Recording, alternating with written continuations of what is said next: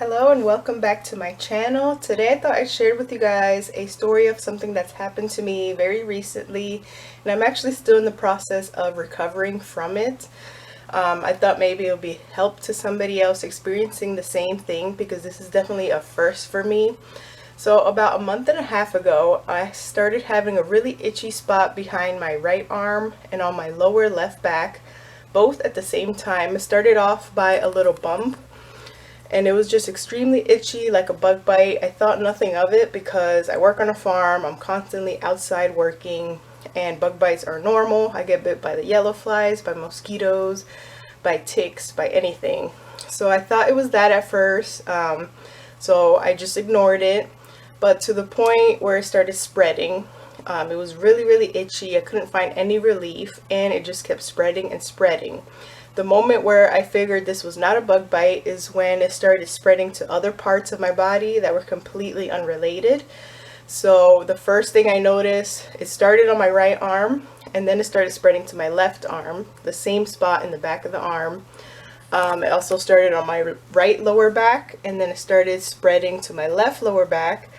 And then the last couple days before I finally went to seek for help is when it started spreading on my legs as well. So I started getting little dots all over my upper thighs. I think that's the only spot I didn't take a picture of. But those started getting really itchy, and then it just started turning into the welts that I had everywhere else on my body. And I will attach pictures of how it looked when it was at the worst, when it was really inflamed and red and itchy, and at the point where it was rapidly spreading. So I'm going to insert that right now so you guys can see what I'm talking about.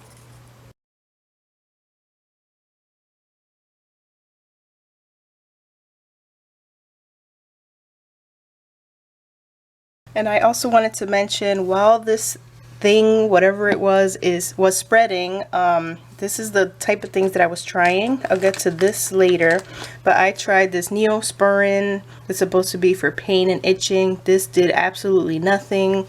I tried calamine lotion because I heard that calms down itching. That didn't do nothing at all.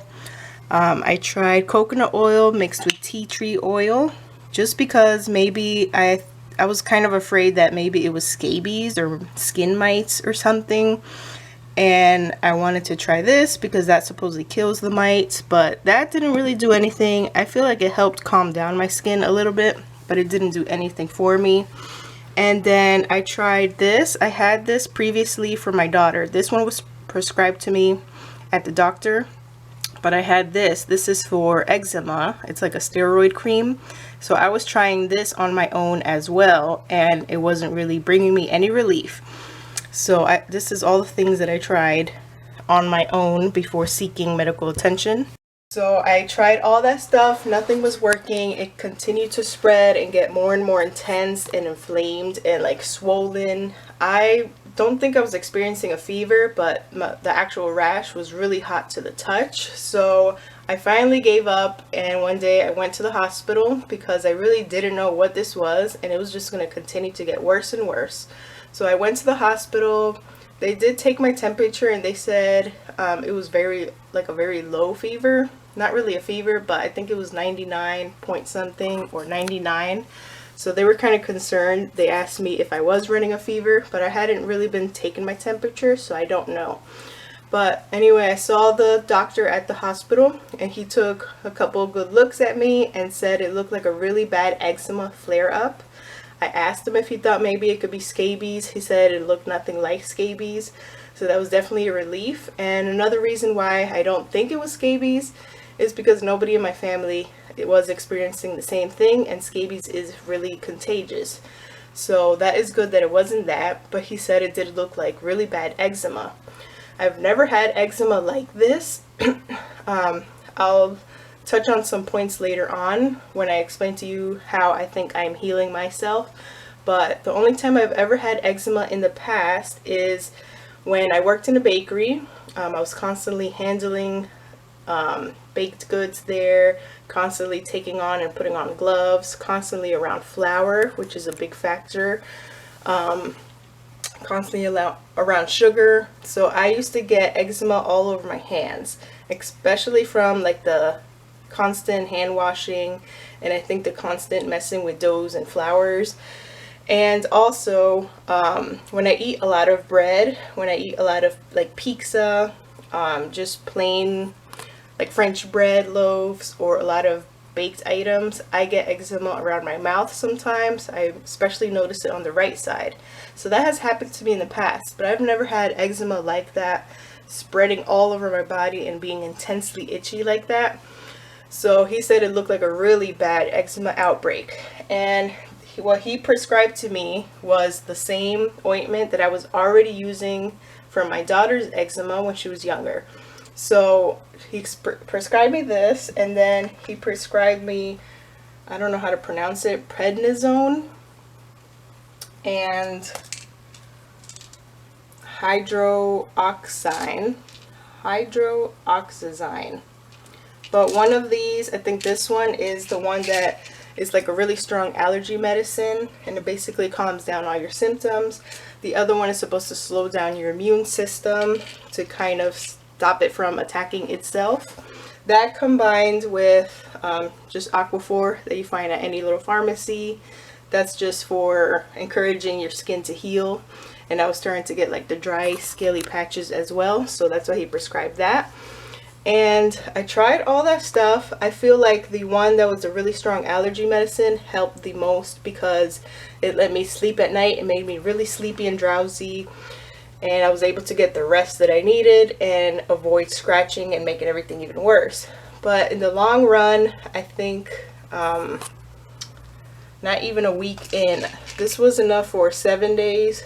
This is enough for 5 days. As you can see, I still have some left because I did stop taking them. I feel like they weren't really working as good as it should have been. And I still have plenty of this ointment left as well. I stopped taking it because I didn't like how sleepy that one medicine was making me at all. It was making me sleepy throughout the whole day. And I feel like as soon as it started wearing off, because I was supposed to take it every 8 hours, as soon as I got into like the 6-hour mark, the intense itching kept coming back, and I couldn't find any relief at all. The ointment wasn't helping. It was still spreading. It still spread further down after my visit to the hospital, after they prescribed all this. It still kept spreading, but I felt like it did slow down the spreading. So I'll show you guys pictures of the next step.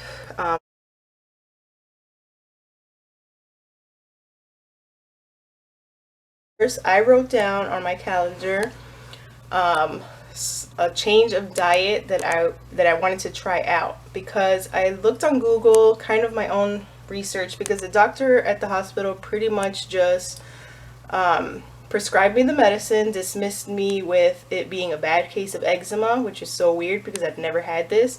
And he also gave me information and a referral to a dermatologist, but I definitely did not want to go that route.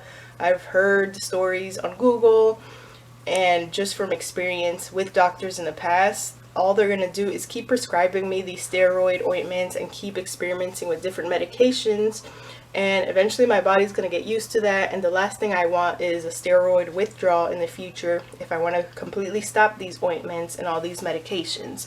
So the steroid withdrawal is even worse, and I've seen people completely covered head to toe in eczema from the steroid withdrawals. So I just completely stopped. I wanted to do my own experimenting. I stopped taking all the medicine that the hospital prescribed me. Like I showed you, I still have some left, and I actually saved it just in case in the future I run into a situation where I might have another flare-up. Hopefully not, but at least I would have that to calm it down and calm down the spread. But what I started doing July 1st, and I wrote it down on my calendar, was to cut out all wheat and gluten from my diet. Not so much gluten, because I know gluten can sneak into a lot of things, but wheat completely. And I started doing that because I researched and heard that a rash that's on the same side of your body, so almost like a mirroring rash, which is what I had, could signify a gluten or a wheat intolerance, like a wheat allergy. People with celiacs disease often experience that when they eat wheat or gluten in accident. They'll get the eczema or the rash on both sides of their body. So I figured, since from my past experience working at bakeries, I've had little bouts of eczema on my hands where I'm constantly working with this stuff. When I eat a lot of bread, when I eat a lot of baked items, I get the eczema around my mouth in small bouts. But maybe now that I am older, they say that you change. When I was younger, I used to eat avocados like nothing. I grew up in a Hispanic household, of course, and avocados is a staple. So, and now I can't eat avocados. I am allergic to avocados. Anytime I eat them, I get extreme stomach pains and almost like dry heaving, like I want to throw up, but I can't. So I decided I was allergic to avocados. And this might be something similar. Maybe my body, my immune system is just saying enough is enough. I can't tolerate gluten or wheat. I can't digest it, and my body is just going in over extreme mode, especially because I was doing keto. If you guys remember those videos, and then I stopped doing keto and started reintroducing the carbs back and the bread, and maybe my body just couldn't take that change, that sudden change, and it's finally going into the mode where it's attacking that type of food that does not sit well with me. So July 1st, I cut out all wheat and trying to eat as gluten-free as possible. And I'm still eating carbs. I'm eating rice, things with corn. So really, I have only cut out wheat and gluten. And then a few days into that, I started seeing my skin already clearing up. I will show you guys pictures of the progress. But another thing that I noticed is while I was cutting out the wheat and gluten, when I ate too much dairy, which is another problem with me sometimes. In the past, if I eat too much dairy, too much milk, I get really bad gas or an upset stomach. And I noticed why I had already cut out this wheat and gluten. When I would eat too much dairy, too much milk, specifically cow's milk, I would get really bad gas the rest of the day. So I thought, might as well, since I'm already experimenting with the elimination diet, I'm going to cut out dairy as well. And that's when I really noticed my skin clearing up even faster. So I think a very big factor in this eczema outbreak is the wheat and the dairy, all those inflammatory foods. They say that you should cut out from your diet regardless. I've also been working on lowering my sugar, but that's always been a struggle with me because I am sensitive to a lot of the sweeteners as well, like xylitol, erythritol. My body does not process it good. I do really good with monk fruit and stevia, so I've been trying to use those and minimize my regular sugar intake in order to minimize inflammation as well. But dairy and wheat and gluten have been a really big factor. So now I am going to attach pictures of the progress as soon as I started cutting these things out. Another thing that I was using on my skin, now that I eliminated all the medication and the steroid ointment, I still continue to use the coconut oil mixed with tea tree oil. But another thing my husband made me was hemp infused olive oil. I feel like this really helped, and this stuff is really good too to try to bring your skin back to normal. But I feel like the hemp oil, this was full when he first made it for me, so that's as much as I've used. The past few days I haven't used anything because my skin has been getting better, but where I have the little dry patches still and where my skin is trying to like peel away and reheal itself, I've been using that, and I feel like that helped a lot as well. Not sure if it's because of the hemp in it or just the natural olive oil on its own, but I cut out all the other extra medicines and store-bought stuff that I had except for that hemp oil and this, just because this is really thick and greasy, so that's good for the dry skin.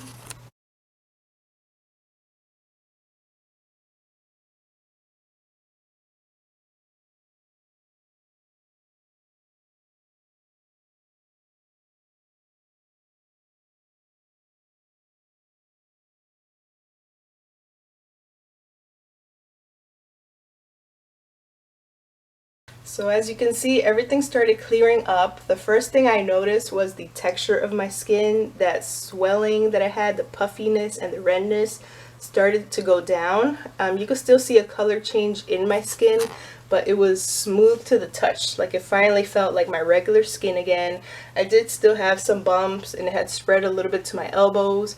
So anything that was freshly spread was still kind of itchy and irritated. But what originally started was starting to calm down. My skin was starting to flatten down again, and it wasn't itchy in those spots anymore, only in the new spots. So that's the first thing I noticed. How it started clearing up was the texture of my skin got back to my regular flat tone. So then I continued. I'm still eating no wheat at all, and I'm trying to not eat any dairy at all. I have to experiment with adding maybe cheese to my diet little by little. Definitely not a lot, because I don't want to have a flare-up. I'm super scared of getting another flare-up, so I'm absolutely not eating any wheat at all, because I know my body does not tolerate it, just from my past experience. But I am going to attach some pictures of how my arms look right now. It is the greatest. If you compare these pictures to my first pictures, it's the ones where you're going to notice the most difference. My skin is pretty much, I don't know if you can see it, pretty much back to normal. You can still see some discoloration just because of all the scratching that I did, and my skin is a little bit darker in those areas because of all that damage that I did, but I just couldn't help it. But I feel the best right now when it kind of sparks back up in tiny bits when I'm sweating, when I'm working outside and I'm really sweaty. The salt from the sweat kind of irritates it, any of the little spots that are still a tiny bit inflamed. So I'm noticing that. So I try to shower as soon as I get back inside and moisturize again. And I haven't experimented with eating any wheat and gluten or a lot of dairy, so I don't know if that's going to cause another flare up. But I definitely don't even want to, I don't want to try it, because I don't want to go through this again. So in the long run, I guess time will tell. If I accidentally eat wheat or something and I get another flare up, then I'll know for sure. But I have a strong feeling, especially because I didn't finish all this medication. I didn't go through with the time that it said. I was supposed to take this for 7 days. I think I took it for maybe up to 4 days before I stopped. The change in diet is what I feel like really helped me to clear my skin and finally start getting back to normal. But again, you don't really know. I feel like I am on the verge of having something like celiacs, or just a gluten intolerance, or maybe a gluten allergy. I feel like that's what it is, but really there is no cure for eczema. The doctors say it themselves, that it's really just a trial and error, trying an elimination diet, trying to eliminate things like body washes and stuff that are heavy with toxic chemicals or fragrance oils and stuff like that. So I feel like I did right on my own to just experiment with I know what I was already sensitive to and completely eliminate it from my diet. And I feel like that's the same thing a dermatologist would have done if I would have went to one. So the fact that I got it cleared up on my own is great. And in the long run, I'm crossing my fingers that I don't find out I am allergic to any other type of foods.